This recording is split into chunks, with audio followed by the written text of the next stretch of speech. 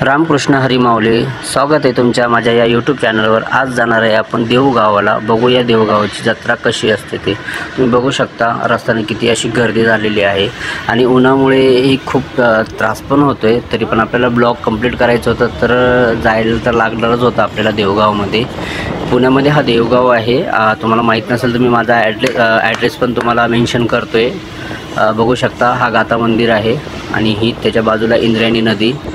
खूप असा सुंदर नजारा इथं बघण्यासारखा आणि नेहमी इथं सगळी अशी गर्दी भरलेली असते। बघू शकता तुम्ही कशी गर्दी आहे, एकदम गाडी पूर्ण जाम झालेली होती आणि वरनं ऊन पण खूप होतं। बघा तुम्ही किती सुंदर असं दिसतंय, खूपच छान आहे, असं बघण्यासारखं आहे। आणि आज संडेमुळे गर्दी पण होती आणि वरनं ऊनमुळे पण तसा जरा त्रास होत होता, चालायला असे पाय भाजत होते, कारण आतमध्ये चप्पल वगैरे तर घेऊन नाही येऊ शकत। तुम्ही बघू शकता कसं आतमध्ये मंदिर आहे, एकदम आतमध्ये गेल्यावर असं खूप थंड वाटायला लागला होता। तुम्ही बघू शकता ऊन पण खूप आहेत ना, त्यामुळे पब्लिक पण जरा आणि हा गाथा मंदिरचं एक स्ट्रक्चर आहे जे बनवण्याच्या आधी होता आणि इथून आमचं दर्शन झालं। बघू आपण आता नेक्स्ट कुठं जायचं ते ठरवतोय, पण त्याआधी खूप भूक लागली, काहीतरी खाय प्यायला पाहिजे कारण ऊन पण खूप आहे। थोडा समोर जाऊन बघितलं तर ज्यूसची एक मावशी ज्यूस बनवत होती, तर आम्ही ज्यूस ऑर्डर केला आहे पायनॅपल। सो पहिले ज्यूस पिणार, नंतर बघणार पुढं जायचं काय प्लॅन आहे। यात्रा पण खूप मस्त भरली होती, तुम्ही बाहेरून बघू शकता। असं सुंदर असं मंदिर गाथा मंदिर आहे। गाथा मंदिरवरून दर्शन करून आम्ही निघालो होतो इथं वैकुंठ धामला। असं म्हटलं जातं वैकुंठ धाम, जिथून तुकाराम महाराज हे गरुडावर बसून वैकुंठ धामला गेले होते। तुम्ही बघू शकता हा मंदिर किती सुंदर आहे आणि आता असं बोट पण आहे, खूप छान आहे बघायला। टुरिस्ट पण खूप असतात जेणेकरून संडेला। तुम्ही बघू शकता भिंतीवर शिवाजी महाराजांचे फोटो आणि तुकाराम महाराजांचे फोटो आणि हा तो झाड आहे जिथे संत तुकाराम महाराज हे गरुडावर बसून डायरेक्ट वैकुंठला गेले होते। ह्या झाडाबद्दल माहिती थोडा ह्या बाबांकडून ऐकून घेऊया आपण। रामकृष्ण हरी, ऐका लक्षात घ्या, हे जे झाड आहे ह्या झाडाचं नाव आहे नांदरूक। हे झाड तुकाराम विजयच्या दिवशी दिवसा 12 वाजून 5 मिनिटांनी आपोआप भरलं जातं। म्हणजे फाल्गुन वद्य द्वितीया होळी पौर्णिमा झाल्याच्या नंतर 2 दिवसांनी तुकाराम बीज असते, तर त्या दिवशी इथं 2 ते 3 लाख यात्रा असते। त्या दिवशी हे झाड दिवसा 12 वाजून 5 मिनिटांनी आपोआप भरलं जातं। आणि तुम्ही गावामध्ये गेला की तिथं पांडुरंगाची स्वयंभू मूर्ती आहे, पंढरपुरावरनं देव या ठिकाणी आलेले। आपल्याला देहू आणि पंढरी अशी दोन्ही क्षेत्र घडली जातात आणि तिथे एक शिळा मंदिर आहे।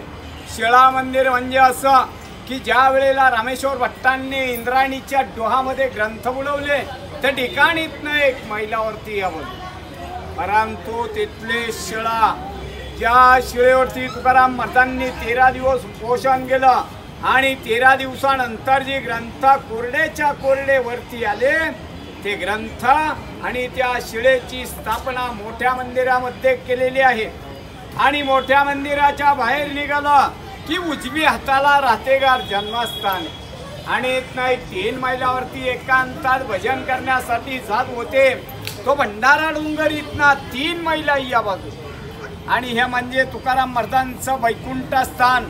त्यांनी समाधी वगैरे काही घेतलेलं नाहीये, तिहा सहित वैकुंठाला गेलेत आणि वैकुंठावरनं 3 वेळा परत आले।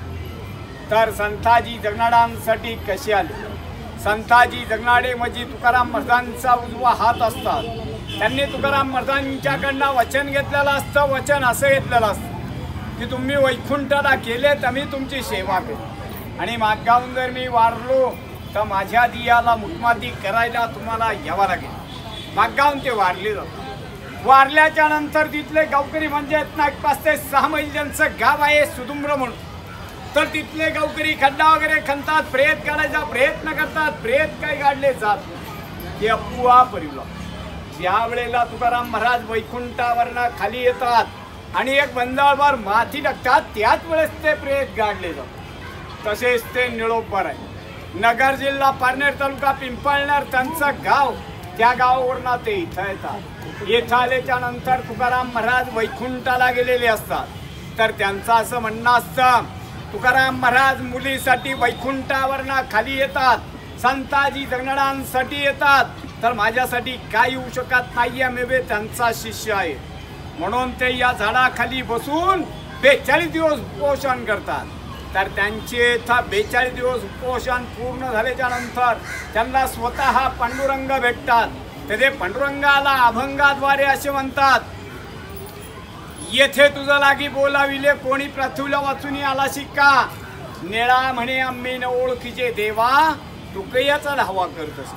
मी तुकाराम महाराजांचा धावा केलेला आहे, तुझा धावा केलेला नाहीये, तुला मी ओळखत नाहीये, तू इथे आला कसडे असे निळोपराय पांडुरंगाला म्हणतात.